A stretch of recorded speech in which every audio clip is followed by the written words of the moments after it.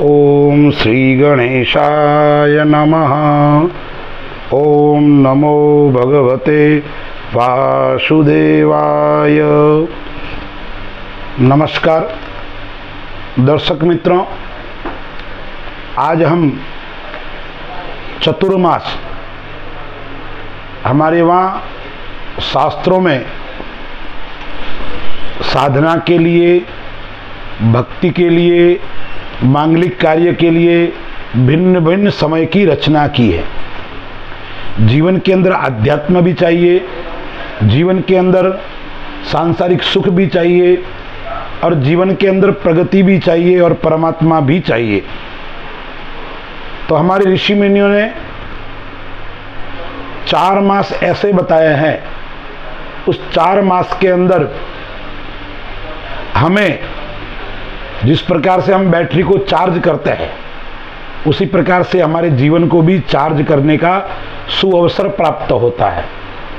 इन 4 माह के अंदर हम आध्यात्मिक उन्नति को प्राप्त कर सकते हैं, हम अपने इष्ट को प्राप्त कर सकते हैं, हम निष्काम भक्ति करके अपने जो लक्ष्य है उस लक्ष्य को यानी मोक्ष को प्राप्त कर सकते हैं। हमारे वहां 4 पुरुषार्थ बताए हैं: धर्म, अर्थ, काम और मोक्ष। धर्म, अर्थ और काम यह कब करना चाहिए और मोक्ष के लिए कब होना चाहिए? तो शास्त्र में बताया गया है कि जब चतुर्मास प्रारंभ होता है, यानी 4 महीने श्रावण, भाद्रपद, आशोज और कार्तिक, कब लग रहा है चतुर्मास?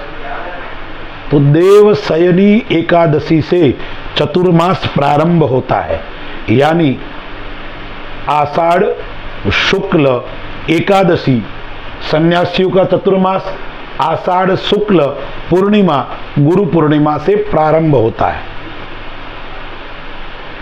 गुरु का आशीर्वाद लेकर जीवन में नई शुरुआत करना, आध्यात्म की ओर आगे बढ़ना, शक्ति और साधना के लिए आगे बढ़ना।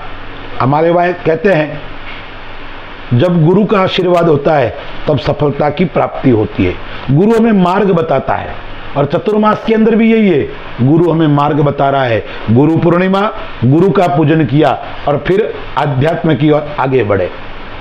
तो आषाढ़ शुक्ल एकादशी 6 जुलाई 2025 से प्रारंभ हो रहा है, यानी देवशयनी एकादशी।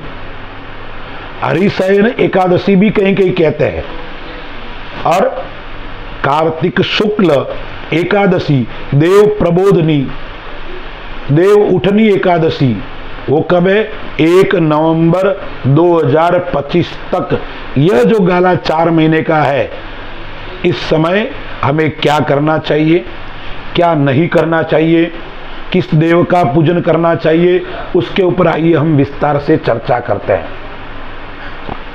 चतुर्मास के अंदर भगवान शिव शयन करते हैं और इस संसार का कार्य भगवान भोलेनाथ को सौंप के जाते हैं।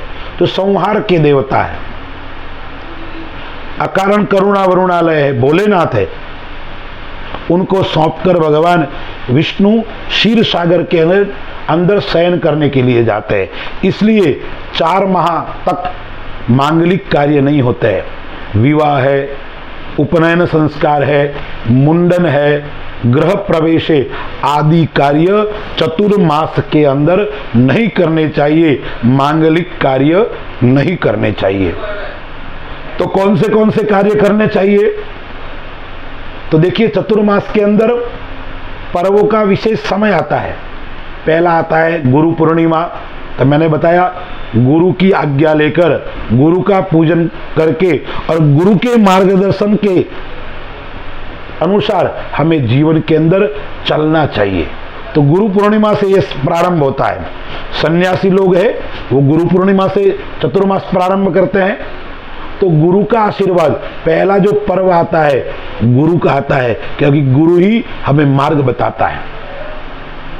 गुरु का अर्थ ही होता है अंधकार को समाप्त करना। गु मतलब अंधकार को समाप्त करना, अंधकार से प्रकाश की ओर ले जाना। असतो मां सदगमय, असत से सत की ओर ले जाना। तमसो मां ज्योतिर्गमय, तमस यानी अंधकार से प्रकाश की ओर ले जाना। मृत्युर्मा अमृतम गमय, मृत्यु से अमृतत्व को प्राप्त कराने का जो साधन है वो कहां से मिलता है? गुरु पूजन से प्राप्त होता है। तो इस चतुर्मास के अंदर हमें मांगलिक कर्म नहीं होते, तो हमें अपने भक्ति करने का सुअवसर प्राप्त होता है।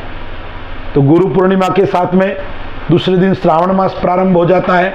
श्रावण मास भगवान भोलेनाथ का, शिव का महीना है, तो शिव सायुज्य मुक्ति को देने वाले हैं। तो मुक्ति भगवान शिव से प्राप्ति होती है। इसलिए यदि हम मुक्ति चाहते हैं तो भगवान शिव का श्रावण मास के अंदर पूजन यजन आदि करना चाहिए, अभिषेक करना चाहिए, भगवान शिव की भक्ति करनी चाहिए। उसके बाद में रक्षाबंधन आता है, भाई बहन का पर्व आता है। उसके बाद में जन्माष्टमी आती है, गणेश चतुर्थी आती है, ऋषि पंचमी आती है। ये देवताओं का पूजन का समय, देवताओं के भक्ति करने का समय, आध्यात्मिक सुख और शांति का समय और साधना और भक्ति का समय, तपस्या का समय। इस समय यदि हम एक चित्त होकर एक स्थान पर बैठकर भक्ति करेंगे तो हमारा अंतिम लक्ष्य है मोक्ष, वो हमें प्राप्त होगा। और आप जिस कामना से करोगे वो कामना भी आपकी पूर्ति होगी। तो उसके बाद में आता है पितृपक्ष, श्राद्ध पक्ष। पितृ के भी हम पूजन करना चाहिए। हमारे ऊपर पितृ ऋण होता है और उस पितृ ऋण की मुक्ति कब होती है? पितृओं के पूजन के साथ में। उसके बाद में आती है नवरात्रि, शक्ति का पर्व, कुलदेवी के पूजन का पर्व। शक्ति विहीन जीवन अधूरा है, क्योंकि शक्ति होगी तब राष्ट्र और समाज की रक्षा कर पाएंगे। शक्ति के बिना, शक्ति और भक्ति का समन्वय नहीं होगा तो हम जीवन के अंदर कल्याण को प्राप्त नहीं कर सकते। इसलिए शक्ति का पर्व। फिर अंत में महालक्ष्मी का पर्व आता है दीपावली, यानी धन के बिना सब अधूरा है। तो दीपावली का पर्व उत्सव और उमंग का पर्व, और फिर देव उत्थान एकादशी और चातुर्मास समाप्त। तो इस चातुर्मास के अंदर क्या क्या करना चाहिए? तो चतुर्मास के अंदर भगवान विष्णु का पूजन विशेष करना चाहिए। उस समय भगवान विष्णु क्षीर सागर के अंदर शयन करते हैं और उस समय भगवान विष्णु का पूजन प्रातःकाल उठकर चतुर्मास के अंदर एक समय भोजन करो तो अति उत्तम है। 2 समय भोजन करो तो कोई बात नहीं, लेकिन करना चाहिए एक समय। सायंकालीन भोजन का जहां तक हो सके वहां त्याग करना चाहिए। और शाम को भी आप भोजन करते हो तो सूर्यास्त से पहले हमें भोजन कर लेना चाहिए। आपने देखा होगा बड़े बड़े साधु, बड़े बड़े संत, जैन समाज आदि लोग सूर्यास्त से पहले भोजन कर लेते हैं। तो भोजन का समय भी क्या कब होना चाहिए? सूर्यास्त से पहले। कौन सी वस्तु को भोजन नहीं करना चाहिए? तामसी वस्तु का भोजन नहीं करना चाहिए।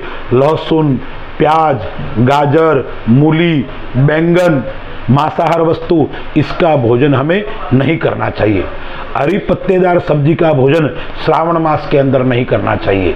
भाद्रपद मास के अंदर दही का त्याग करना चाहिए और आश्विन मास के अंदर दूध को पीना नहीं चाहिए, दूध का त्याग करना चाहिए। और अंतिम महीना कार्तिक महीना है, उसमें लहसुन का त्याग करना चाहिए। कहने का तात्पर्य यह है कि सात्विक भोजन करना चाहिए। गीता में भी भगवान ने कहा है तो सात्विक भोजन करता है, जैसा खाओगे अन्न वैसा होगा मन। इसलिए व्यक्ति को इस चतुर्मास के अंदर सात्विक का पूजन, सात्विक भोजन करना चाहिए। फिर वस्त्र कैसे पहनने चाहिए? काले एवं नीले रंग के वस्त्र नहीं पहनने हैं, सफेद वस्त्र हो सके इतना पहनना चाहिए। शुभ वस्त्र पहनने चाहिए, धोए हुए वस्त्र पहनना चाहिए। और चतुर्मास के अंदर आप अपने किसी इष्ट का पूजन करना है, आप जिसको मानते हैं ऐसा एक मंत्र ले लीजिए। माला मंत्र और मूर्ति एक होनी चाहिए।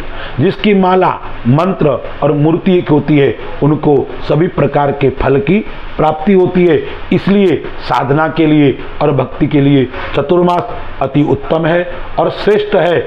6 जुलाई 2025 से अपने जीवन को धन्य बनाने के लिए 1 नवंबर 2025 तक साधना करो, भक्ति करो। अस्तु। जय श्री राम।